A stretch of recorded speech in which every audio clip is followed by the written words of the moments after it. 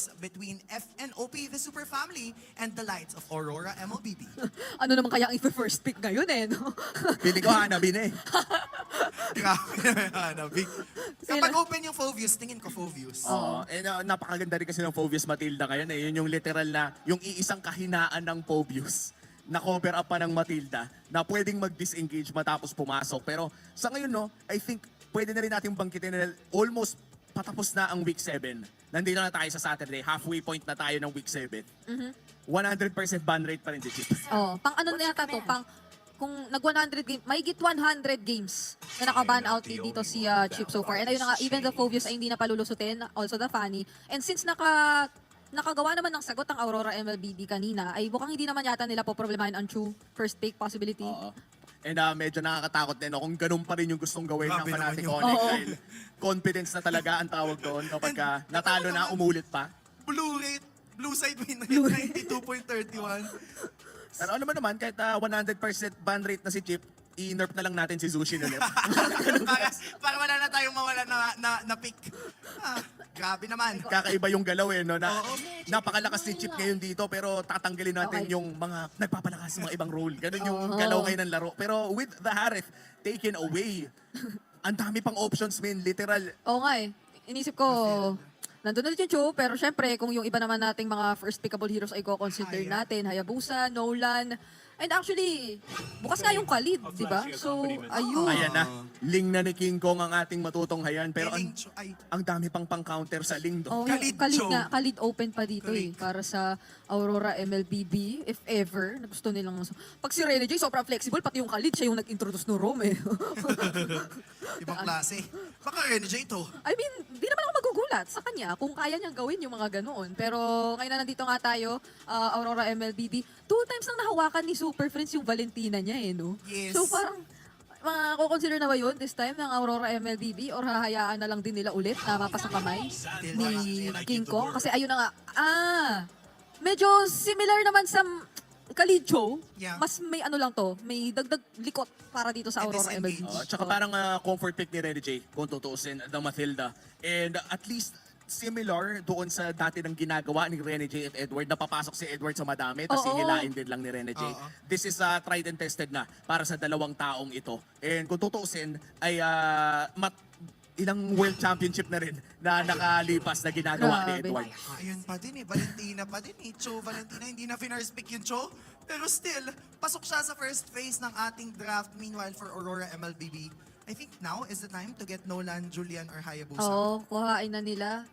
At least ngayon alam natin na ultimo pala si Doming ay may mga pwedeng gamiting surprise picks to adjust to whichever hero ang gagamitin at ilalabas ni Kelra. Kasi unlike yung game number 2, kasi yung parang nakita natin kanina, nakapag-adapt sila sa hero pick din ni Kelra na hindi sobrang naging winning lane na malinaw doon si Kelra kontra doon sa kay Doming kanina. Pero another thing also is mabibigay pa rin sa Fnatic Onyx yung opportunity na mag-secure ng hero dito na magkaka-advantage kontra kay Edward. And with this Nolan, medyo bibilis ang kanilang pagkuha ng early game farming nila. Though I would say na sa early game lamang ang Nolan, but by the time na pumasok ang mid game, ay ramdam mo na medyo may maliit na kalamangan ang isang Ling in terms of pag-iikot around the map. Maliban na lang of course kung may purple yung Nolan at walang purple yung Ling. Alam natin na kapag walang Mahirap. purple yung Ling, pagod na Ling yan. Oo, nakikita natin dito, no, ang daming mga fans. Happy 4th wedding anniversary po Oh. sa inyong dalawa. Happy anniversary po!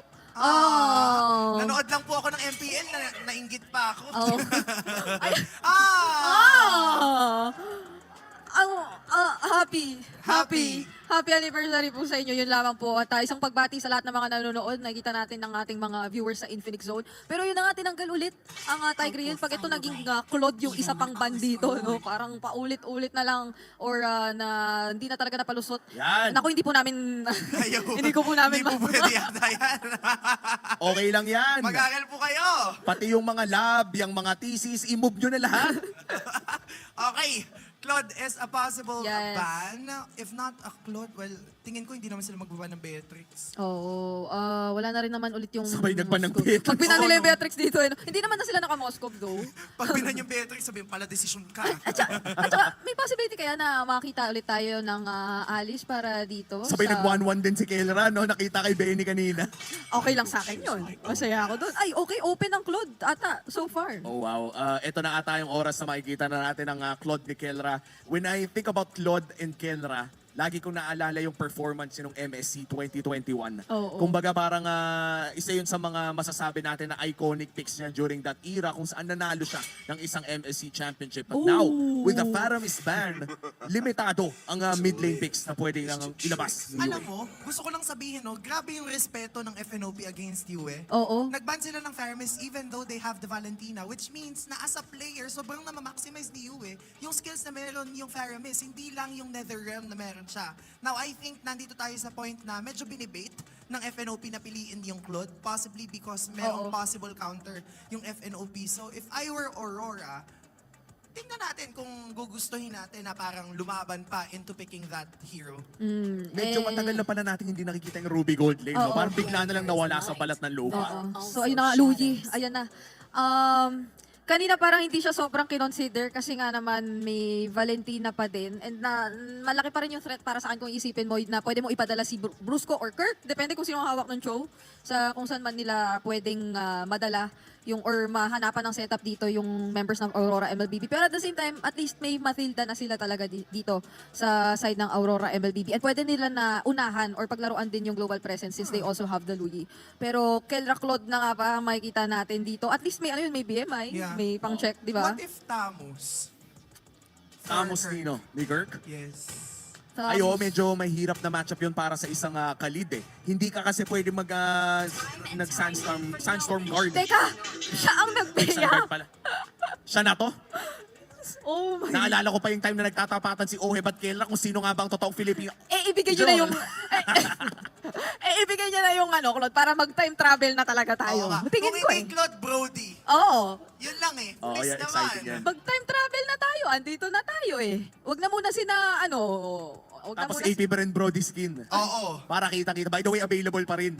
Oo. Yes. And kung gusto nyo ng AP Brand Brody skin, kanina magre-request? Kay Kay Chantel. Chantel. Ayan. Brody, Claude. Wait, Alice? Alice. Okay. Ngayon dito natin malalaman, no, I think this is the first time na magtatapat ang isang Alice at pati na rin ang isang Beatrix in MPL. Wala pa yung matchup na to. And Before. with the hands of Kelra on this Beatrix, at saka yung sariling mastery na rin niya sa Alice, panigurado, magiging mahirap na laban ito para kay Oh, Domi. feeling ko makukumpleto pa rin natin yung mga baril. Feeling ko makikita pa rin natin lahat. Si Nibiru, si Wesker, si Renner, tsaka Magulat ka kung may panglima. Teka, nakalimutan ko. Si Renner, Nibiru, Wesker, at si Bennett! Oo, Bennett. Si Bennett's rage.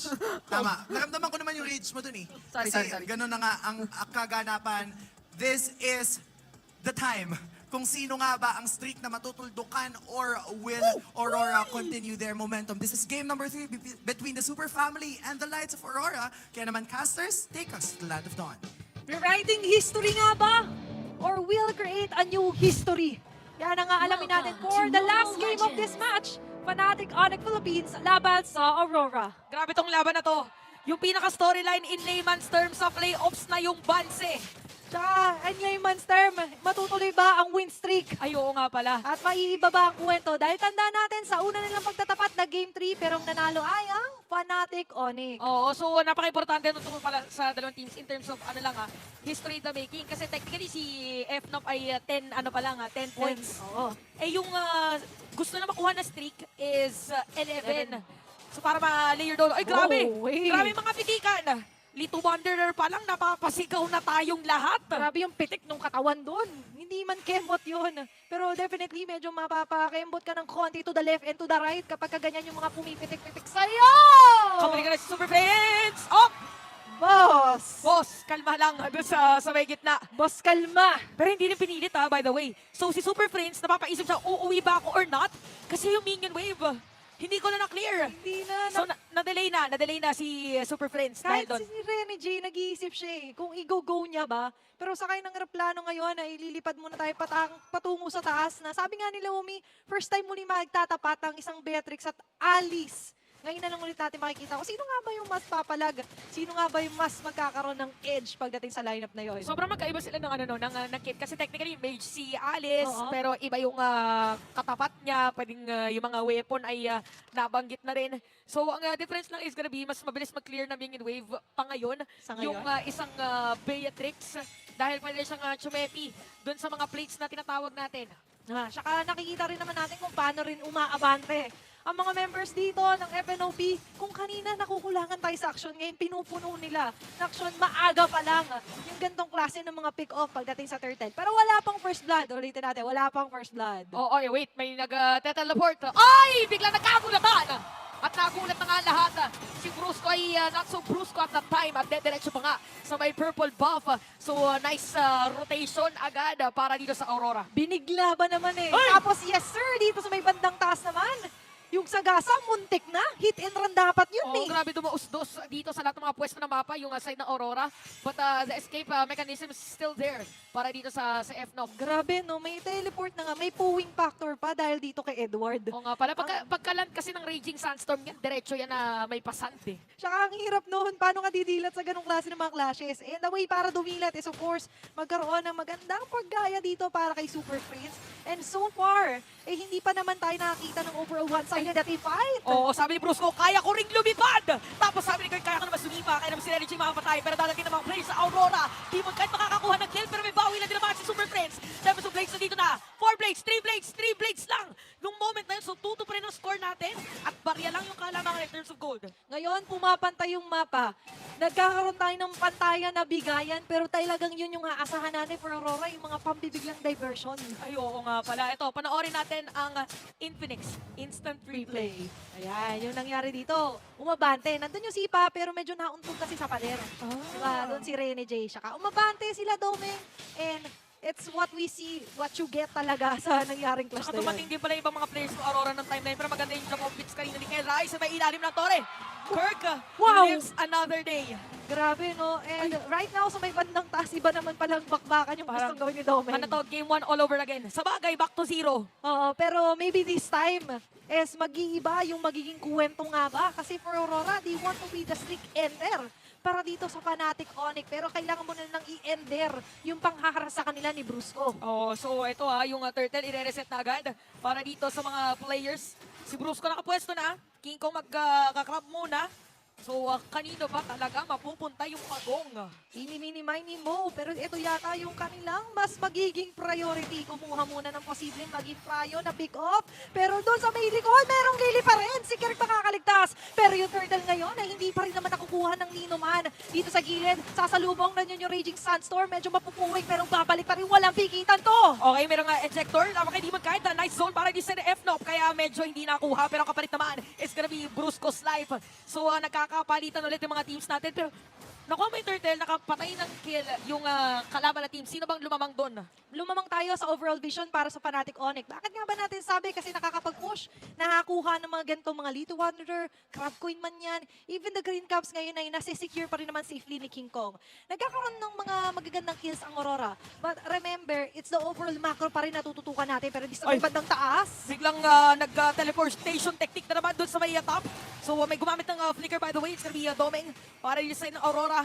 So pigil na gigil muna Oo. ang mantra ng ating mga teams. kailangan talaga yan na makapagpigil ka. Kasi ngayon gusto rin silang pigilan na dito ng Aurora. Makakaligtas si Super Prince. Ay, grabe Pero si for Energy! how long? Lumipad si Renny J nung time na yun, si Super Friends na mataan pero napaliktad pa dito ni King Kong. King Kong saves the day. Ginamit na yung Raging Sandstorm para medyo makatakas. Ginamit na yung Unstoppable Force plus the Ejector na isipa pa. Dito si Edward laban sa tatlo. Medyo madedelay yung pagkakapatay sa kanya pero secured kill pa rin para sa mga Sonics. Ganon yung gusto mga play ng Fnatic Onyx kapag merong nag-extend ng mga posisyon para sa Aurora. Ngayon, they want to make punde. Ay, gusto nila pundehin. Ang ilaw dito ng Aurora. They wanna dim the light. Yes, you want to dim the lights. Ay! Pero ngayon, ang light dito sa may bandang baba, baba. Ayan na, Tempest of Blaze, di ba kahit mag-dash away, hinahanap dito. At dumating na nga si Red J, walang analipad. Nung time na yun, grabe yung grabe yung may kruhan ng mga jungle natin. Tapos may kruhan na naman. Dito, labanan natin ng Postor, tsaka ng Postor. Dumating na rin yung kakaibang mga players para sa side na F-Nob. Even for Aurora, at Double Force na ipatalon. Si Yue, nung time na yun. Ang daming nangyayari, pero ito na naman ang round number 2. Si Edward ang tina-target. Raging Sandstorm paalas, pero hindi aalis dito. Ang Fnatic Onyx Philippines, they want to get a kill. Renegade is next online. Edward and Kirk tatapatan na naman ang Sapati. Mag-switch up. And Fnatic Onyx Philippines ay aatras muna. Okay, tapos na po yung team fight. Pwede na ulit huminga. Okay. Lahat ng mga nanonood. But at that time, we can see the aggression para sa F-Nob at dadating na naman yung backup na sinasabi dito na Aurora, pero masira pa rin yung turret doon sa gitna. Si Bruce, nakita ko lang buhay doon sa moment na yun. Pero nagkapili ang Double Force. Bruce was gonna be down. Si Demon Knight ay buhay pa rin ng moment na yun. Pero Renegade makapatay na rin. Double kill para kay King Kong. Walang aawat para dito sa Fnatic Onyx. Ngayon, hindi na sila basta nagiging tahimik lang sa mapa. Aurora on the other hand, nalulugi sila kasi iniisa-isa yung mga setter nila. Katulad ni Renegade, even si Edward nga binibigyan na maaga. And Fnatic Onyx Philippines on the other hand, lagi kasing maganda yung ginagawa ni King Kong na after team fight, after getting an objective, push muna tayo ng mga linya against Aurora. Ito, we watch the replay again, the Infinix instant replay. Ayun, nakita si Brusco, walang buhay. Nakita din ni Brusco si Demon Knight, nagkakitaan sila. Tsaka nakita natin yung site dito. Dinim yung light eh. Niliwanagan. Okay, o, paki-open lang ang bag. Titignan ko kung may dala ka dyan. Pero sa ngayon, ang dala-dala pala nila ay ang kanilang tapang na pumush habang si King Kong naman ay tatapat dito kay Doming at kay Edward. Checkpoint. Okay, Tempest of Blades, hahabulin dito si Domeng, makakalipad pa. Flicker ang kanyang ginamit. Edward to the rescue. Pero sa Sabayan. mga criticals, grabe mga criticals, ay nakita na natin yung portal. Mahiwagang portal ngayon din. Eto. Pero nagkakagulo na naman yung mga players natin. Lumipad na naman yung team dito ng Aurora na ipalipad din si Renegade with the ejector. At ito yung salarin. Dahil si Renegade gustong kunin dito. Pero nandun ang vacuum play para sa Aurora. Hindi na naman naawat dito si King Kong. Mainit ang mata para kay Edward. The members of Aurora ngayon ang tila ba aawat muna. Grabe ang ganda ng laban sa mga nanonood online. Tap na kayo dyan. Okay, Sobrang ganda ng laban. spam heart kung sa TikTok ba, sa Facebook, like and heart at itag nyo. At pwede nyo nang i-mention yung iba pang mga players sa tingin nyo kaya rin gawin to sa RG. Oo. Okay? At kung gusto nyo ng bagong mga recall katulad ng ginagamit nila, pwede nyo i-mention sila Antianara, ayan, sila Brigida at Umi. Oo, lahat na ng mga gusto nyong sabihin din ay sabihin nyo na ngayon. Alam ko madami kayong mga words na gustong sabihin. At isa sa mga words na yan ay may teleport. Oops! Hindi. Okay, so Super Friends ay pumasok si with Brusco, pero si Brusco may pinito na mag-flicker out. Look at Tommy, medyo wala na buhay doon. At ito na naman yung link ni Demon Knight sa may ilalim ng Torre. Ginamit na naman yung Tempest of Blades. Double kill para sa kanya. Pero dito sa may bandang baba pala, yung panggugulo nila Edward hindi gagana. There's going to be a triple kill at Fnatic Onyx Philippines. Hindi more than words that can say dahil gusto nilang maging streak ender nga ba or magtuloy-tuloy yung streak. At ngayon, makakabasag sila ng mid lane turret. Pero ang kanilang plano ngayon ay kumuha muna ng Lord. Oo, ano muna, disiplina, back to basics. Okay. Grabe no, lahat ng mga nangyayari, talagang kailangan natin panoorin kasi lahat ay very intense. Yeah, and looking at the Infinix Instant Replay, Ah. ang ganda nung ginagawa doon sa frontline. Pero look at what Edward was trying Dalawa. or attempting to do. Na, ano nahanap niya? Oo. Na-showerman niya kanina si Kelra at saka si Brusco. Yes. Nung time na yon. Kinakat ng maninipis na hiwa eh. Tama, tama. Kaso sila ngayon yung hiniwa-hiwa sa harap ni King Kong. 6-0-1 by the way. At tuloy-tuloy dito yung aggressiveness plus Almost yung full item pala. tuloy-tuloy na pag-full engage onto full arsenals dito ng Fnatic Onyx. Ayun na, meron na endless battle. Parang yung laban lang din natin. Gano'n na rin same ng pangalan ng item, endless battles Endless talaga. talaga. Yung napapanood natin. This is the next level MLBB. At ngayon, mabilis pa rin naman makakapag-clear dito ang Aurora. Pero mabilis din kasi silang pwedeng baligtarin dito ng Fnatic Onyx. Okay, nakita natin yung may hiwagang conceal. Pero more on hooks lang pala. So meron pang added defense dun sa may gitna. Pipilitin na sila dito na side ng F-Nova. Aabante ba ang Aurora? Maingat din na dedepensa. At si Domeng ay medyo mapapaalis muna para magkaroon muna ng HP laban sa F-Nova. He gotta go his own way muna. Pero ngayon, kukutuban. At pinipitik-pitikan ni Kelra yung Tori dito sa may banda baba. Teleport, saan Diversion pupunta? play. Sino pupuntahan? Sino mapupulaga? Si Brusco dito magiging target nila. Pero hindi na mapo-force out yung King Renegade dito. Medyo makawala ng buhay. Look at King Kong na naman. Saktong godlike na siya. Yung 6 kills niya naging 7 na. 7:01 for King Kong. At ngayon, nape-predict ng Fnatic Onyx Philippines yung mga ganong klaseng surprise ha, para sa Aurora. Sabi nila, ginagawa din namin yan eh. Alam ko kung saan kayo pwedeng pumunta. Pero ngayon, ang kakapuntahan muna ng Aurora, yung base na ng kailangan depensahan. Oo, so lahat ng mga minion wave, no, Athena ay naka-flow para yung sa F-Top at si Kel ay chumekti lang muna ng Torre na sa nagilid. Another blades ang ipinapakita dito ni King Kong and even top lane masisira na rin. So Yue is down para dito sa ating alaban para dumepensa doon sa threat ibinibigay na F-Top. Ay, tuloy pa rin! Nandiyan ang hanap din Aray! ng Inaya na Circling Eagle, pantakas kay Super Friends. Lahat nagsisigawan. Nandyan ka man sa bahay nyo. Hi, brace yourselves kasi the best is yet to come. 13 minutes pa lang ang ating laban. Oh, ito, goal difference. So, lamang si Demon Kite. Laban dito kay, ay lamang si King Kong, laban dito kay Demon Kite in terms of gold. So, 5K. Malaking difference laking considering na magkakaroon tayo ng next of objective para level 15 naman na both. Pero kaya pala ganun kagrabing AOE damage na meron siya. Yeah, and hindi siya nag-aalinlangan na mag-establish yung dominance kahit sa gitna ng Oo. 5 miyembro ng Aurora. At si Yue, lagi at lagi yung kanyang tina-target, eliminating the element of surprise. Gusto mo pa lang siyang i-happy birthday na sorpresa, alam niya na nabasa niya na yung GC dito ng Aurora. Oo, sabi niya, I know your plan. I know your At plans. isa sa mga plano na nakita ni King Kong ay yung magbubulaga dito laban sa F-Nop, Circling Eagle against Kirk. Kirk is down, I repeat, Kirk is down, pero Edward is down as well. So nagkapalitan dito ng Andyan na mga siya. XP laners, yung mga players. King Kong nandito na, yung sinasabi natin hindi napipigilan, mapipigilan ba kayo na Aurora? Hindi, kasi legendary na siya. Pero pang Tempest of Blades na ginamit sa time na yun. At gagawin pa nga yata ang triple kill ni King Kong as Aurora will be wiped out dito sa laban na to. Tuloy-tuloy ang super family ng Fnatic Onyx Philippines. And that is it! Fnatic Onyx Philippines, kagaya ulit nung kwento nung unang nagkatagpo. 2-1 ang score, pero this time around, upper bracket na sila. Masesecure nila ang upper bracket at masesecure rin nila ang titulo na isa sila